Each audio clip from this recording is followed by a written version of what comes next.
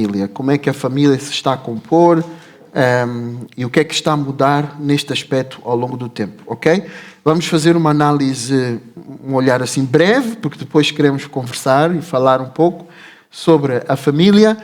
Tem algumas perguntas, como sempre, para nós que podemos conversar, mas vamos então ver aqui alguns dados. Estes dados que vocês vão ver, todos eles foram, na sua maioria, foram retirados de uma base de dados estatísticos, que eu acho que todos conhecem, bom, a maioria deve conhecer, a Pordata, que é muito respeitada a nível de estatística, tira informação do Instituto Nacional de Estatística e organiza essa informação. Portanto, apresenta a informação de forma mais sucinta e mais organizada. Ok? Então, vamos ver. Por exemplo, vamos começar a ver aqui algumas coisas. Temos ali 3 componentes que vamos ver. Casamentos, nascimentos e vamos ver também os divórcios. Ok? Comecemos então pelos casamentos. O que é que nos diz a informação? Em 1960, naquela altura havia cerca de 9 milhões de habitantes, portanto 8.777.000 e por aí fora de habitantes. Nessa altura foram registados 69.457 casamentos. Pronto, estes são os casamentos que são registados. Obviamente que fora disso pode haver outros casamentos que não são registados, mas estes são aqueles que foram registados. Portanto, nessa altura havia essa quantidade de pessoas do sexo oposto a casar. Nessa altura não se registavam casamentos entre pessoas do mesmo sexo. Portanto, eram pessoas do sexo oposto. Mas em 2021, e apesar da população ter aumentado já consideravelmente, porque entretanto eu acho que as condições de vida melhoraram, porque isso já foi depois do 25 de Abril, em 2021, já com 10.194.000 habitantes, os casamentos, no entanto, diminuíram drasticamente. A população portuguesa aumentou, mas o número de pessoas a casar, pelo menos casamentos registados, diminuiu drasticamente. Portanto, em 1960 eram 69.500, à volta disso, e em 2021 já só eram 28.508. Portanto, é uma redução de quase de metade, quando a população aumentou um bocadinho, mas não aumentou de forma drástica. Ok? Depois, em 2011, já começa a haver registros de casamentos de pessoas do mesmo sexo. Ou seja, até 2011 não havia registro. Pode ser que houvesse pessoas a casar, mas registado foi a partir de 2011. Pessoas do mesmo sexo começaram a casar. Registou-se 324. Depois, em 2021, uns 10 anos depois, não aumentou significativamente, mas há uma tendência para aumentar. Aumentou para 549 o número de pessoas registadas que casaram dentro do mesmo sexo. Eu imagino que agora em 2024, não tenho os dados mais atuais, porque isto é informação dos censos, portanto, não temos os dados mais atuais, mas imagino que este valor esteja a aumentar e com as leis mais recentes talvez aumentou de uma forma exponencial. Ok? Portanto, isto é a realidade a nível de casamentos. Nascimentos.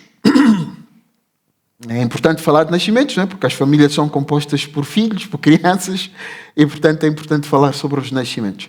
Em 1975, portanto isto é uma comparação, faz uma comparação entre o hoje e 1975. Em 1975, 1 em cada 10 crianças nasciam fora do casamento. Portanto, só 1 em cada 10 crianças nasciam fora do casamento. Hoje é 1 em cada 2 crianças. Ou seja, é metade dos nascidos. Metade dos nascidos nos nossos tempos nasce fora do casamento. Ok? E em termos de nascimentos em geral, de número de nascimentos em geral, Hoje nascem menos 97 mil crianças do que nasciam em 1975. Ok? Portanto, é uma redução muito grande. É uma redução muito grande. O que é que acontece? Nós todos sabemos, eu acho que pelas várias fontes de informação, que o número de nascimentos que nós temos hoje representa um grande problema para o futuro, não é? As famílias estão mais pequenas e estão mais envelhecidas. Já é um grande problema hoje e vai ser um problema ainda mais grave no futuro. Há previsões de que a população portuguesa volte a ser de 8 milhões em 2050. Ok? Há estas previsões. Agora, a expectativa é que o saldo migratório, a entrada de imigrantes, possa equilibrar isso. Mas isso é muito preocupante por várias razões, não é? Depois, hoje as famílias monoparentais e famílias reconstituídas representam 27,4% de todas as famílias em Portugal. Portanto, tem crescido muito também as famílias monoparentais. Famílias reconstituídas são aquelas em que portanto, há uma criança, não é, no casal, mas um dos cônjuges não é pai da criança. Ok? Portanto, o conjunto destas duas famílias hoje representa 27%. Portanto, com o ritmo que está a crescer, talvez, não sei, na próxima década, pode ser metade, quem sabe. Então, é uma outra realidade também bastante preocupante. Depois vamos ver divórcios. Ok? Em 1960, registaram-se 749 divórcios. Em 2011, e parece que em 2011 foi o pico, atualmente houve uma redução mínima para depois voltar a crescer no tempo da pandemia, mas 2011 supostamente foi o pico, já havia 26.751 registros de casamento. De divórcio. E em termos de divórcios por cada 100 casamentos, em comparação com 1975, havia quase 2 divórcios por cada 100 casamentos. E é quase porque o número nem chega a 2, é 1, qualquer coisa. Portanto, quase 2 divórcios por cada 100 casamentos em 1975. Isto depois do 25 de Abril, ou na altura do 25 de Abril. Hoje há 70 divórcios por cada 100 casamentos. Ou seja, há 40 vezes mais divórcios hoje do que havia em 1975. Ok? Estes são alguns dos dados sobre a evolução da constituição da família em Portugal. Isso leva-nos a algumas conclusões. Podíamos tomar aqui muito tempo e analisar muito mais dados. Mas com estes já é possível concluir que hoje em Portugal as pessoas casam muito menos e têm muito menos filhos. Os que casam separam-se muito mais. Há cada vez mais crianças com pais separados e há cada vez mais filhos fora do casamento e também há cada vez mais filhos com parentes homossexuais. Portanto, é uma realidade, estas realidades todas estão a aumentar. E há cada vez mais relações fora do casamento, portanto, pessoas que vivem maritalmente, que não são casadas, mas estão a viver juntos, ou relacionamentos até que depois não resultam nas pessoas estarem a viver juntos. E há cada vez mais relações entre pessoas do mesmo sexo. Ok? Portanto, todas estas realidades em Portugal estão a aumentar. E temos que ter em conta que Portugal, apesar de tudo, é um país ainda muito tradicional. É um país ainda bastante católico. Ok? Portugal, Espanha, estes países do sul da Europa, como sabemos, são ainda bastante católicos. As pessoas podem não ser católicos praticantes, que vão ao domingo à igreja, todos os domingos, mas há uma preocupação em manter algumas tradições familiares que vêm do catolicismo, não é? Da fé cristã católica. E, portanto, se pensarmos em outros países onde o catolicismo já não é tão forte, onde a religião não é tão prevalecente como em Portugal, por exemplo, os países que são mais liberais, como Holanda e outros países do norte da Europa, é provável que estes números sejam ainda piores. Ok? E são países que começaram mais cedo, por exemplo, a implementar leis favoráveis ao casamento de pessoas do mesmo sexo, a implementar leis favoráveis ao aborto e assim por diante. Ok? Portanto, esta é a realidade. Isto pode parecer só números, mas eu acho que isto é preocupante, porque a família nuclear, a família tradicional, é a base de qualquer sociedade. É a base de qualquer sociedade. É a base, não só em termos da sustentabilidade da sociedade a nível de pessoas, mas também é a base ao nível do equilíbrio. Já está mais que estudado, mais que visto, que uma família é mais saudável quando os cônjuges estão juntos, vivem juntos, e os filhos estão dentro deste ambiente. E quando os filhos são filhos de um pai e de uma mãe. Portanto, de pessoas que são de sexos diferentes. Não é? Portanto, esta realidade é, neste sentido, muito preocupante. Agora, gostava de conversar um bocadinho com vocês e ouvir-vos um pouco. Eu sei que nenhum de nós é expert nestas questões, nenhum de nós fez estudos super aprofundados com esta questão, mas todos nós temos uma opinião e temos uma observação empírica, uma observação nossa, não é? E uma percepção do que é que acontece na sociedade. Há estas perguntas, no fundo, que eu queria analisar convosco. Eu queria refletir convosco sobre as causas. Quais, na vossa opinião, são as causas desta realidade que eu apresentei e que é uma realidade crescente em Portugal? Ok? Quais são as causas de menos casamentos? Quais são as causas de mais divórcios? Quais são as causas de menos filhos? Pessoas tenderem a ter menos filhos? Porque é que há cada vez mais casamentos homossexuais? E porque é que há cada vez mais a prática do sexo fora do casamento? Ok? Então, vamos refletir um pouco sobre isto. Alguém tem alguma ideia? Começando aqui pela primeira questão, por exemplo. Nós vamos tentar, para boa gestão do nosso tempo, tentar ser sucintos nas respostas. Mas seria interessante ouvir-vos falar sobre as causas. Não é só porque falam, mas porque cada um traz uma contribuição do seu ponto de vista e enriquece muito o conhecimento que nós temos acerca de um determinado assunto.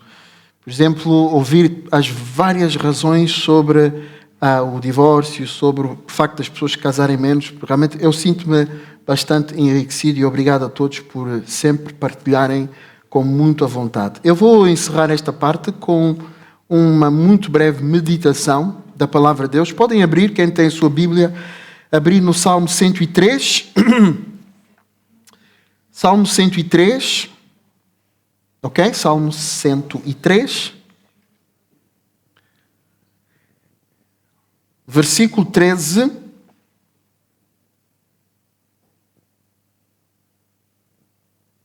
Vamos começar no versículo 13 até o versículo 18. Salmo 103, 103, versículo 13 até o versículo 18. Diz assim: como um pai se compadece dos seus filhos, assim o Senhor se compadece daqueles que o temem. Pois Ele conhece a nossa estrutura e lembra-se de que somos pó. Porque o homem são seus dias como a erva, como a flor do campo, assim floresce. Pois passando por ela, o vento logo se vai e o seu lugar não conhece mais. Mas a misericórdia do Senhor é de eternidade a eternidade sobre aqueles que o temem e a sua justiça sobre os filhos dos filhos, sobre aqueles que guardam o seu concerto e sobre os que se lembram dos seus mandamentos para os cumprirem. É interessante que no versículo 13, o texto começa por dizer: como um pai se compadece dos seus filhos, assim o Senhor se compadece daqueles que o temem. É importante lembrar o que é que temor significa. Temor é um princípio de reverência e de respeito por quem Deus é, e é um princípio de reverência e de respeito pela palavra dele. Porque é o facto de Deus ser quem Ele é, Deus, que nos leva a considerar e a respeitar a palavra que Ele diz, o que Ele diz. Não é? É o temor.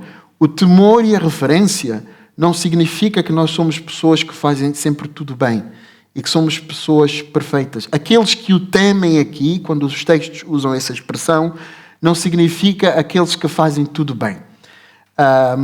Mas simplesmente refere-se àqueles que têm uma disposição, uma consideração de Deus, respeito por ser quem Ele é, e estão dispostos a obedecer a Deus.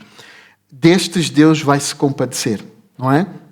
Esse Deus vai se compadecer significa que são frágeis, significa que precisam da compaixão de Deus. Isto para concluir que nós próprios, eu que sou seguidor de Jesus já há algum tempo, que tento viver de acordo com a palavra de Deus, eu preciso da compaixão de Deus. Eu preciso da misericórdia de Deus. Eu não sou perfeito, não faço sempre tudo bem. Uma coisa é certa, desejo obedecer a Deus. Quero conhecê-lo mais e quero obedecer a Deus. E para Deus é isto que importa. Porque Ele se compadece de pessoas que têm esta postura. Não quer dizer que somos perfeitos em tudo o que nós fazemos. Isto traz humildade ao nosso coração e faz-nos pensar também que o mundo à nossa volta precisa da compaixão de Deus e da misericórdia de Deus para que o mundo à nossa volta possa mudar. Pois diz, pois Ele conhece a nossa estrutura, lembra-se de que somos pó, porque o homem são seus dias como a erva, como a flor do campo, assim floresce, pois passando por ela o vento logo se vai e o seu lugar não conhece mais. Aqui é um claro reconhecimento à nossa fragilidade e à nossa pequenez. Nós somos frágeis, nós somos pequenos, nós não entendemos tudo, claro, em relação a Deus. Em relação uns aos outros podemos parecer sempre grandes conhecedores, mas em relação a Deus somos muito pouco conhecedores. Somos pequenos, somos tão frágeis como a erva que seca e que vai. E por isso temos que lembrar sempre que mesmo eu não sou superior a ninguém. Eu sou tão frágil como as outras pessoas e preciso da graça de Deus e da misericórdia de Deus. Olha, o texto continua a enfatizar a misericórdia, mas a misericórdia do Senhor é de eternidade, a eternidade sobre aqueles que o temem, mais uma vez. Misericórdia sobre aqueles que o temem, ou seja, não é pelo mérito daqueles que o temem, não é porque fazem bem, porque mesmo fazendo bem, nunca fazem o bem que Deus quer que eles façam. Então é pela misericórdia de Deus, não é? A misericórdia do Senhor é de eternidade sobre aqueles que o temem, e a sua justiça, que é uma bênção para as gerações, a sua justiça sobre os filhos dos filhos. Agora vem, sobre aqueles que guardam o seu concerto e sobre os que se lembram dos seus mandamentos para os cumprirem. Gosto de frisar que Deus, quando criou a vida e Deus formou o homem, Deus criou leis. E as leis não são para castrar a nossa felicidade, para destruir-nos, mas as leis de Deus foram feitas para preservar o bem. As leis são para preservar o bem. Mas que bem? O bem de Deus. O bem que Deus quer que seja preservado. O bem que vem dele. As leis servem para preservar o bem, para que nós todos possamos, nós e as nossas famílias, possamos viver o bem. Esta é a razão de ser da lei. É quase como... Pensem na Constituição da República de Portugal, a Constituição que nós temos no nosso país. Por que ela foi pensada? Só para fazer leis? Não. A Constituição foi pensada para que o país, Portugal, e os habitantes do país de Portugal fossem pudessem viver a vida de uma forma plena, justa e com desenvolvimento. Foi este o objetivo com que se fez a Constituição. Pois pode-se dizer que as leis são boas ou más, mas a intenção é esta. Quando Deus fez a lei, é para reger as relações, para que nós possamos viver o bem e a felicidade. E quanto mais nós observamos os mandamentos de Deus, conhecemos os mandamentos de Deus e aplicamos os mandamentos de Deus, eu acho que mais felizes nós vamos ser. Mais felizes nós vamos ser. Mas é preciso concordar com os mandamentos de Deus. É preciso concordar com Deus que determinada coisa é certa ou é errada. A primeira coisa é concordar. E é interessante que a palavra confessar, na raiz, significa concordar. É preciso concordar com Deus que determinada coisa é certa, aceitar isso para a minha vida e fazer um esforço, com a ajuda do Espírito Santo, sim, mas fazer um esforço para viver aquilo na minha vida. Nós temos sempre alguns competidores, alguns adversários, com quem nós temos que lutar para podermos aplicar a palavra de Deus nas nossas vidas. Já sabem quais são, não é? Satanás. O mundo, estes valores que estivemos a falar aqui, que estão à nossa volta, são estes valores. E nós não estamos fora deste mundo. Nós não podemos viver num cubículo ou numa redoma protegidos destes valores. Eles estão à nossa volta. Eles estão à nossa volta. E nós somos como esponjas. Lembram-se? Já disse aqui uma vez. Nós, seres humanos, somos como esponjas. Assimilamos aquilo que está à nossa volta. Portanto, este é o segundo adversário com quem nós temos que lidar. E o primeiro, o mais perigoso de todos, nem é o diabo, nem são os valores. É a nossa carne. Nós somos muito mais frágeis para com a nossa carne do que para com os valores do mundo ou para com Satanás. É a nossa carne. Porque a nossa carne é o meu eu. São as minhas inclinações naturais, são as minhas vontades, são os meus desejos. E aí é muito mais difícil. É muito mais difícil. Então estes vão fazer concorrência, vão fazer oposição à vivência da palavra de Deus. Então não vai ser fácil. Ninguém pensa que vai ser fácil, ninguém pensa que é fácil. Imaginem, se não é fácil para nós, como é que será para o mundo? Nós conhecemos a verdade. Nós temos o Espírito Santo, mas mesmo assim não é fácil. Imaginem quão difícil é para aqueles que não têm nem o Espírito Santo, nem conhecem a palavra da verdade. É muito difícil. Há uma luta constante onde eu tenho que decidir concordar com Deus. Aceitar que o que Ele diz é certo. Implementar isso na minha vida. Faço-vos aqui um desafio como famílias. E faço este desafio a mim próprio. Eu noto que quando estou mais distante da palavra de Deus, quando não leio a Bíblia, não é só ler, porque há outras formas de ter acesso à Bíblia. Pode-se ouvir também, não é? Hoje em dia há áudios, há montes de ferramentas. Mas quando eu tenho menos contacto com a palavra de Deus, quando eu tenho menos relacionamento com Deus através da oração, eu sou muito mais frágil perante os valores do mundo, perante as tentações de Satanás e perante a minha carne. Então o desafio é sempre o mesmo. Como é que num tempo como este, com tanta correria, com tanta dificuldade à nossa volta, com tantas preocupações, com tanto por fazer, as famílias podem parar para ter contacto com a palavra de Deus? Porque para conhecer a palavra de Deus, para conhecer a lei, os mandamentos do Senhor, é preciso ter contacto com a palavra de Deus. Senão não os vamos conhecer. Como é que é possível isso? E é preciso meditar, porque uma coisa é ler 2 minutos, outra coisa é meditar. Eu já ouvi várias vezes pessoas dizer, olha, se podes ler pelo menos 1 minuto, já é o suficiente. Eu percebo esta abordagem, no sentido em que se tu não lês nada, 1 minuto já é alguma coisa. Mas eu acho que 1 minuto é muito pobre. Como é que tu podes enriquecer sobre alguma coisa que tu te debruças só em 1 minuto? Nós precisamos de tempo de qualidade para estarmos com a palavra e com o Senhor. Deixo-vos um outro desafio. O povo de Israel, quando Deus os chamou e fez a aliança com eles interpretaram uma coisa muito mal. Sabem qual foi? Eles pensaram que Deus queria separá-los do mundo por completo, do resto do mundo à sua volta. Por completo.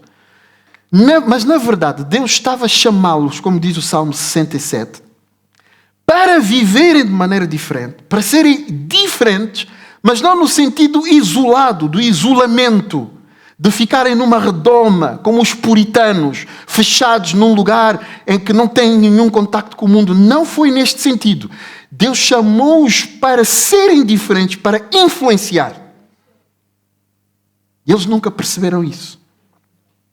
Era para serem diferentes, para adorar a Deus e, adorando a Deus, influenciar a sociedade à sua volta.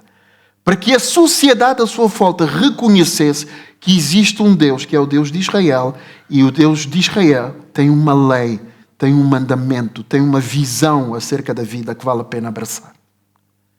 Então nós somos chamados para viver de maneira diferente, mas não para dizer que somos melhores que os outros. Não para simplesmente dizer que somos puros e santos. Para glorificar a Deus, em primeiro lugar. Porque isso é bom, porque nos ajuda a viver o bem e viver mais felizes, mas também para influenciar a sociedade à nossa volta. Então, em vez de só sermos críticos da sociedade, olhar para a sociedade e dizer, os casamentos estão a diminuir, os divórcios estão a aumentar, pobre sociedade, pecadora, pecaminosa, nós temos algo a fazer. E cada um pode fazê-lo no seu pequeno mundo, nos seus relacionamentos. Como disse a Raquel há pouco. Criar pontos de diálogo. Relacionar-se com essas pessoas que vivem de maneira completamente diferente da nossa. Conhecê-las, ouvi-las. Partilhar a nossa visão. E como digo sempre, deixar o resto com o Espírito Santo. Mas nós temos alguma coisa a fazer. Nós podemos mudar pequenas frações da nossa sociedade. E se calhar contribuir para uma mudança grande. Nós temos alguma coisa a fazer. Então Deus nos abençoa a todos e nos encoraja a voltar à Bíblia constantemente e a deixar que a palavra de Deus seja também um exemplo na vida de outros à nossa volta. Ok?